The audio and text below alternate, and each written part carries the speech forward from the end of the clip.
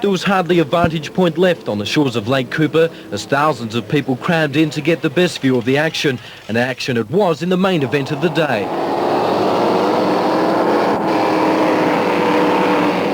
The Open Men's attracted a field of 14, featuring some of the best skiers in the world.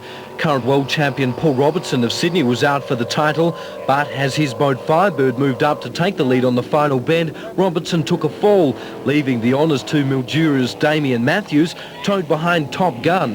It's the best win I've ever had yet. It's been sort of tough competition, and I had the current world champion in the race, so I was wrapped. 19-year-old Matthews followed up his win at the Bridge to Bridge at Sydney in November with an excellent display of skiing, which he hopes to carry on to tomorrow, the last day of the championships. Well, I'm running on my father's boat to give him a run, and it's in the unlimited class. I've got to run against Paul Robertson again, so I just have to take it as it comes. Today the skiing continued with the Open Women's, the main attraction. Tomorrow will feature the unlimited events. The main race is the men's inboard over 45 kilometres. It was like nothing anyone had seen over the 3 days of the championships. It was the powerhouse event, the unlimited inboard race, with the best boats and best skiers all pursuing line honours. Among the field, current world champion Paul Robertson of Sydney, and Open Men's Championship winner from Sunday, Damien Matthews of Mildura.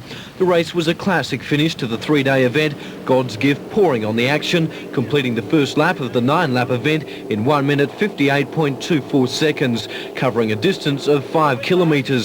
In contrast, Paul Robertson's boat Firebird covered the same distance in 2 minutes 14.53 seconds. 40 kilometres later, God's gift was still in the lead. Jamie Oliver finished the local hero. It was a far better effort from both boat and skier compared to Sunday, when the combination finished third in the men's Open national titles.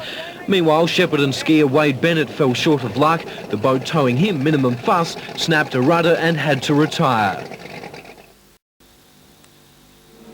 In today's racing, the final day of the 3-day event, the action was fast and furious, with the highlight the engine class events. The main event was the men's unlimited inboard, featuring some of the best skiers in the world.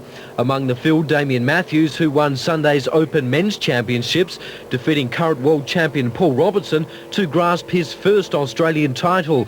Earlier today, Speed Pro towing Blackmore of New South Wales won the 5.2-litre inboard event. Just over 4 seconds behind was Shepparton boat Just Asai towing Francis, also of New South Wales.